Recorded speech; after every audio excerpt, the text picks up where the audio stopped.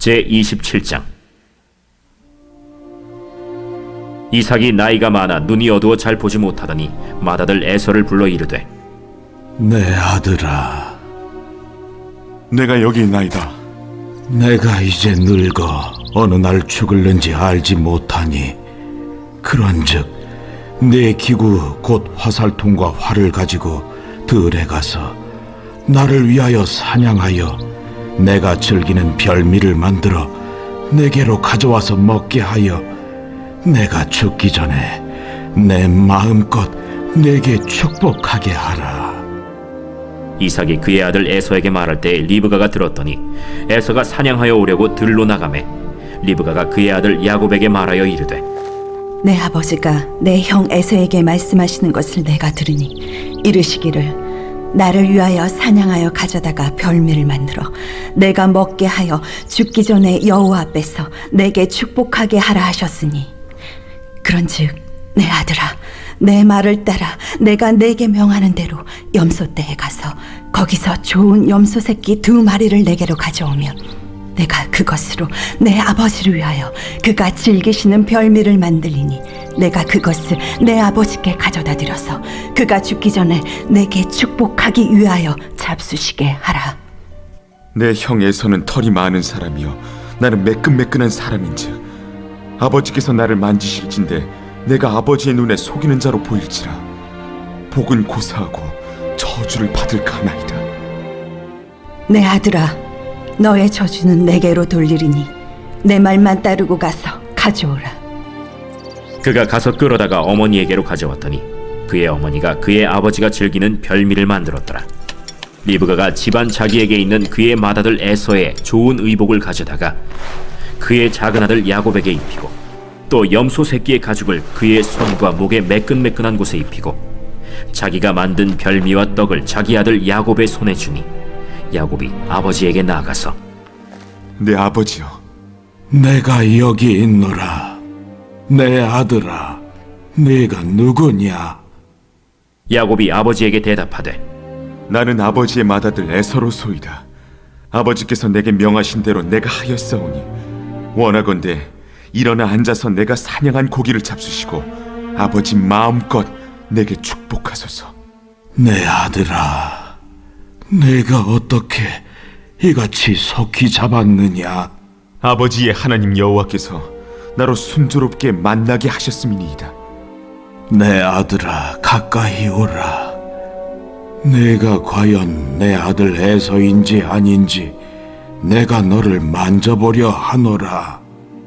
야곱이 그 아버지 이삭에게 가까이 가니 이삭이 만지며 이르되, 음성은 야곱의 음성이나 손은 에서의 손이로다. 그의 손이 형 에서의 손과 같이 털이 있으므로 분별하지 못하고 축복하였더라. 내가 참 내 아들 에서냐? 그러하니이다. 내게로 가져오라. 내 아들이 사냥한 고기를 먹고 내 마음껏 내게 축복하리라. 야곱이 그에게로 가져가매 그가 먹고 또 포도주를 가져가매 그가 마시고, 내 아들아, 가까이 와서 내게 입맞추라. 그가 가까이 가서 그에게 입맞추니 아버지가 그의 옷에 향취를 맡고 그에게 축복하여 이르되, 내 아들의 향취는 여호와께서 복주신 밭의 향취로다.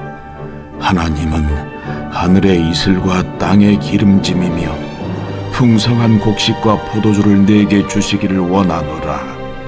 만민이 너를 섬기고 열국이 내게 굴복하리니 내가 형제들의 주가 되고 내 어머니의 아들들이 내게 굴복하며 너를 저주하는 자는 저주를 받고 너를 축복하는 자는 복을 받기를 원하노라. 이삭이 야곱에게 축복하기를 마치매 야곱이 그의 아버지 이삭 앞에서 나가자 곧 그의 형 에서가 사냥하여 돌아온지라.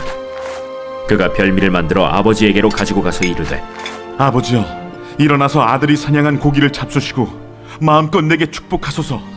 너는 누구냐? 나는 아버지의 아들, 곧 아버지의 맏아들 에서로소이다. 이삭이 심히 크게 떨며 이르되, 그러면 사냥한 고기를 내게 가져온 자가 누구냐? 내가 오기 전에 내가 다 먹고 그를 위하여 축복하였은즉 그가 반드시 복을 받을 것이니라. 에서가 그의 아버지의 말을 듣고 소리질러 슬피 울며 아버지에게 이르되 내 아버지여, 내게 축복하소서. 내게도 그리하소서. 내 아우가 와서 속여 내 복을 빼앗았도다. 그의 이름을 야곱이라 함이 합당하지 아니하니이까. 그가 나를 속임이 이것이 두 번째니이다. 전에는 나의 장자의 명분을 빼앗고 이제는 내 복을 빼앗았나이다. 아버지께서 나를 위하여 빌 복을 남기지 아니하셨나이까. 내가 그를 너의 주로 세우고 그의 모든 형제를 내가 그에게 종으로 주었으며 곡식과 포도주를 그에게 주었으니 내 아들아, 내가 네게 무엇을 할 수 있으랴? 내 아버지여, 아버지가 빌 복이 이 하나뿐이리이까. 내 아버지여, 내게 축복하소서. 내게도 그리하소서. 하고 소리를 높여 우니 그 아버지 이삭이 그에게 대답하여 이르되 내 주소는 땅의 기름짐에서 멀고 내리는 하늘 이슬에서 멀 것이며 너는 칼을 믿고 생활하겠고 내 아우를 섬길 것이며 네가 매임을 벗을 때에는 그 멍에를 네 목에서 떨쳐버리리라. 그의 아버지가 야곱에게 축복한 그 축복으로 말미암아 에서가 야곱을 미워하여 심중에 이르기를 아버지를 곡할 때가 가까웠은즉 내가 내 아우 야곱을 죽이리라. 맏아들 에서의 이 말이 리브가에게 들림에 이에 사람을 보내어 작은 아들 야곱을 불러 내 형 에서가 너를 죽여 그 한을 풀려하니 내 아들아, 내 말을 따라 일어나 하란으로 가서 내 오라버니 라반에게로 피신하여 내 형의 노가 풀리기까지 몇 날 동안 그와 함께 거주하라. 내 형의 분노가 풀려 내가 자기에게 행한 것을 잊어버리거든 내가 곧 사람을 보내어 너를 거기서 불러오리라.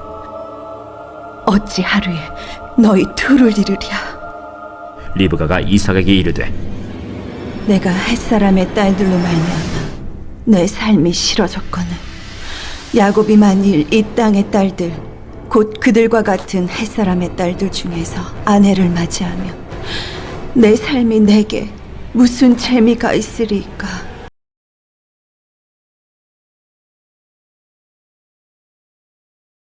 오늘은 우리가 잘 아는 야곱의 장자권의 이야기입니다. 그 야곱이 이전에 형에게 팥죽 한 그릇 가지고 장자권을 산 적이 있습니다. 그죠? 네. 그것도 이게 정당한가? 정당합니까? 배고픈 형에게 팥죽 하나 약점 잡고 상대방 약점 잡고 달래는 거 아닙니까? 형도 뭐 그거 팥죽 먹고 준다고 해도 넘어가는 것도 아니고 법으로 그러니까는 대수롭지 않게 그래 그러면 그러고서는 장자권을 팥죽 한 그릇 팔았죠. 아 이번에는 그 어머니하고 어머니 리브가하고 야곱이 한 통속이 돼가지고 아버지를 속입니다. 야 이런 가정도 없는 거예요. 그 가정 사역 하시는 분들이 우리는 이제 그런 중압감에 살 때가 있어요. 아 기독교 가정은 믿음의 가정은 늘 화목하고 늘 행복하고 늘 용서하고 사랑이 넘치는 가정이어야 된다라고 생각을 하지만 꼭 그런 가정만 있는 것은 아니에요. 오늘 보니까 이삭과 리브가의 가정은 이런 말하면 죄송하지만 금슬이 별로 안 좋았다. 그래요. 왜냐하면 이 자식을 축복하는 게 잔치 아닙니까? 그러면 온 가족이 모여서 축복을 하면 되는데 그게 아니야. 이삭은 누구에게만 얘기해요? 에서에게만. 내가 너에게 축복 줄 테니까 장자의 복 줄 테니까 염소를 가져다 요리를 갖고 와라. 그러잖아요. 그죠? 그러니까 아버지는 에서를 편애하고 엄마는 동생 야곱을 편애합니다. 아 그리고 이 야곱과 어머니가 아버지이자 남편을 속이는 거예요. 야 이런 사기도 없죠. 이거 완전 사기입니다. 사기.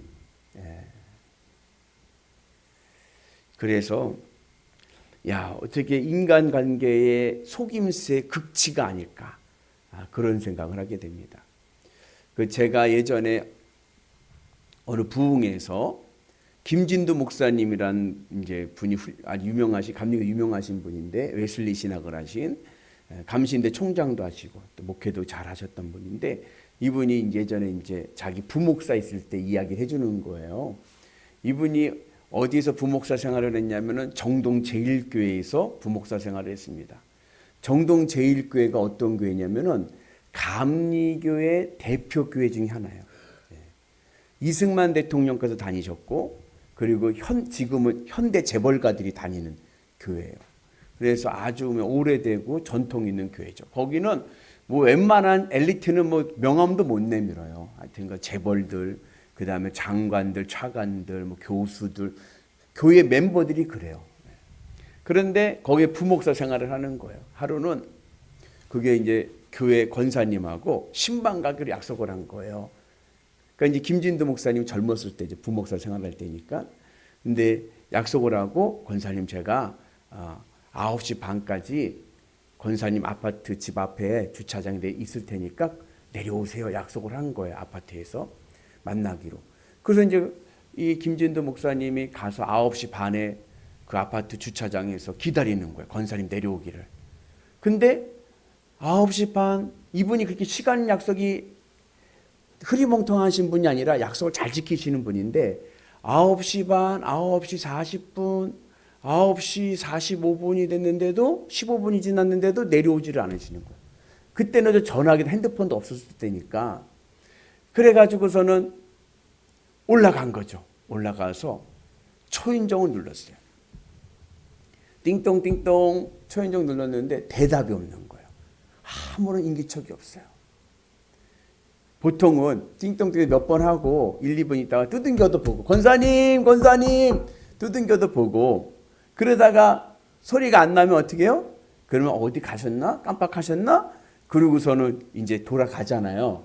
근데 김진두 목사님이 분명히 약속을 했고 이분이 어길 분도 아니고 분명히 계실 거다, 그 생각에 계속 누른 거야. 10분 이상을 띵동 띵동 두둥기고 권사님 하고 누르면 계속 하니까 한 15분 20분 정도 계속 누르니까 안에서 인기척이 소리가 나더래요. 장로님이, 남편분이 장로님인데 장로님이 누구야 하면서 소리를 지르면서 문을 탁 열었어요. 열었더니 부목사님이세요. 봤더니, 안을 이렇게 봤더니, 어이구, 밥상이 엎어져 있네.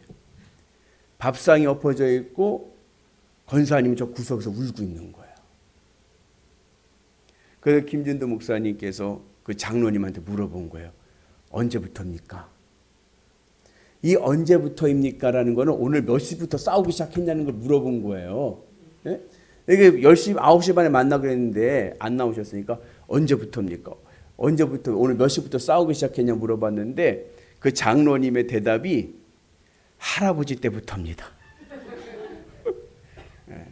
그래서 그분이, 김진두 목사님이, 내가 정동제일교회 최고의 한국의 엘리트들이 모인 교회에서 목회했는데 똑같더라. 뭐 박사고 교수고 뭐 장관이고, 아이고 집에 가면 똑같더라. 밥상 없는 건 똑같더라. 그러면서 얘기하신 적이 있습니다.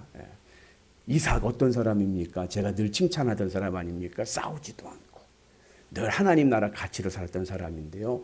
아이고 부부간에는요 금순이 그냥 그랬어요. 그래서 아버지는 큰애를, 에서를 편애하고 엄마는 야곱 차남을 편애했습니다. 그리고 그걸 야곱과 어머니가 뒤집어 가지고 축복권을 받아낸 거예요. 자, 그러면 그렇게 아버지를 속여서 받은 축복권이 인정이 됩니까? 인정이 되었어요. 그래서 이삭이 형 에서에게는 축복을 해주지 못했어요. 그러면 그 축복이 정당합니까?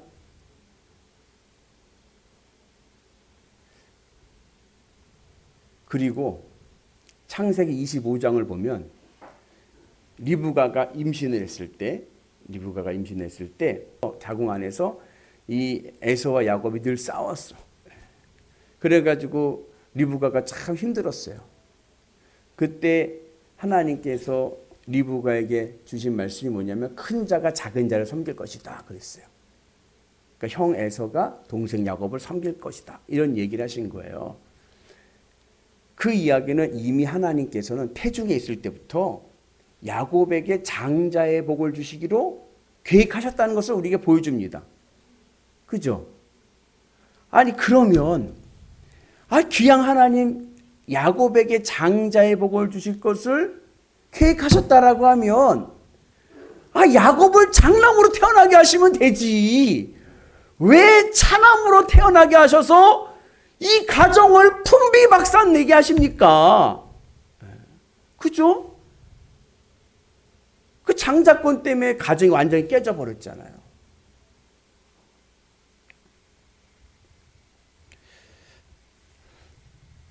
우리가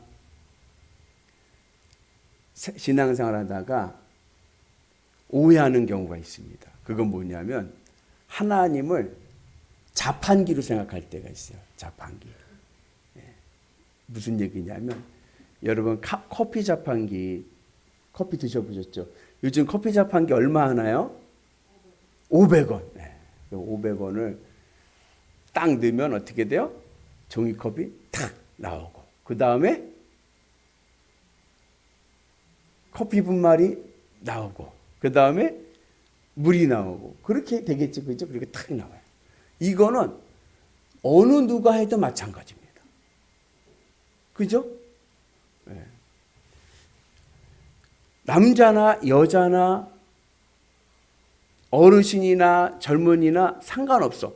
누구나 자판기에서 500원만 넣으면 딱 나오는 거예요. 맞죠? 그리고 누가 하든지 뭐만 있으면 돼요? 500원만 있으면 돼. 이 500원이 내가 열심을 다해서 일해서 얻은 소산에서 500원이든지 길을 가다가 주순 500원이든지 남의 것을 훔친 500원이든지 상관하지 않고 500원만 있으면 커피를 뽑아냅니다. 우리가 오해하는 것 중에 하나 뭐냐면 하나님을 커피 자판기로 생각하는 거예요. 그래서 이러면 어떻고 저러면 어떠냐, 거짓말하면 어떻고 속이면 어떠냐, 복만 받으면 되지, 복만 받으면 돼. 그래가지고 윤리도 없고 양심도 없고 그냥 복만 받으면 된다라는 생각에 야곱과 같이 교활하게 살 때도 있습니다. 근데 여러분 그렇게 야곱과 같이 교활하게 살면요 인생이 험악해집니다. 야곱이 본인도 많이 속였지만 본인도 많이 당했어요. 그 당한 것 중에 대표적인 얘기가 뭐예요? 외손집 집에 가가지고 14년을 머슴으로 살았네. 그래서 내가 신앙의 양심을 지키지 않고 살게 되면요 인생이 험악한 인생이 됩니다. 야곱이 마지막 노년에 애굽의 바로 왕을 만났을 때 저는 험악한 세월을 지냈습니다. 그래서 여러분 뭘 얻기 위해서 막 속이고 복만 받으면 되지 하면서 그렇게 비윤리적이고 말씀에 벗어난 삶을 살아가게 되면요 인생이 험악해진다. 완전히 고생만 하다 가는 인생이 된다라는 걸 깨닫는 은혜가 있길 축복합니다. 그럼 야곱이 언제 이스라엘이 됐습니까? 언제 그가 믿음의 사람으로 거듭났습니까? 그 야복강에서 환도뼈가 부러졌을 때예요. 이 환도뼈가 부러졌다는 것은 정형외과 의사들은 이제 이 탈구됐다고 그래요. 골반뼈고 탈구됐다. 그렇게 얘기하는데 성경적인 의미에서는 뭐냐면 생식 능력을 잃어버린 겁니다. 생식 능력을 잃어버렸다는 얘기 뭐냐면 정력을 잃어버린 거예요. 정력을. 그 전까지는 어떻게 살았어요? 야곱의 정력으로 산 거예요. 속이고 거짓말하고 복만 얻으면 되니까. 그랬는데 그것이 깨지고 만 거예요. 그러면서 야곱이 뭐가 됐어요? 이스라엘, 하나님의 사람이 된 줄로 믿습니다. 그 환도뼈가 부러지면서 야곱이 깨달은 게 있어요. 그게 뭐냐면 복이 무엇인가요? 여러분, 복이 무엇입니까? 세상 사람들에게 복은 뭐예요? 오복이 오복. 부자 되고 건강하고 장수하고 그리고 자녀들 잘 되고 그런 오복을 생각을 한단 말이죠. 그런데 야곱이 환도뼈가 부러지면서 이스라엘이 되면서 깨달은 것은 뭐냐면 하나님이 복이구나. 그래서 세상적인 인과응보가 있어요. 세상적인 인과응보는 뭐예요? 콩 심은 데 콩나고 팥 심은 데 팥난다. 뭘 넣으면 그냥 나오는 거예요. 근데 야곱의 신앙은 뭐냐면은 콩 심은 데 복 나고 팥 심은 데도 복이 난다. 복 받는 신앙을 따른 거예요. 근데 그 신앙의 관점이 바뀌었습니다. 이제는 세상의 인과응보가 아니라 하나님의 인과응보를 따라가야 되는 거예요. 하나님의 인과응보는 뭐냐면 따라서 해볼까요? 콩 심은 데 하나님 나고 팥 심은 데 하나님 난다. 내 신앙의 삶의 목적이 하나님인 거예요. 하나님이 내 안에 계시는 것이 복이구나. 그것을 깨닫게 되었습니다. 그랬더니 그 다음에 이스라엘의 삶을 살게 되고 그를 통해서 이스라엘의 12지파가 이루어지는 놀라운 은혜의 복을 누리게 된 줄로 믿습니다.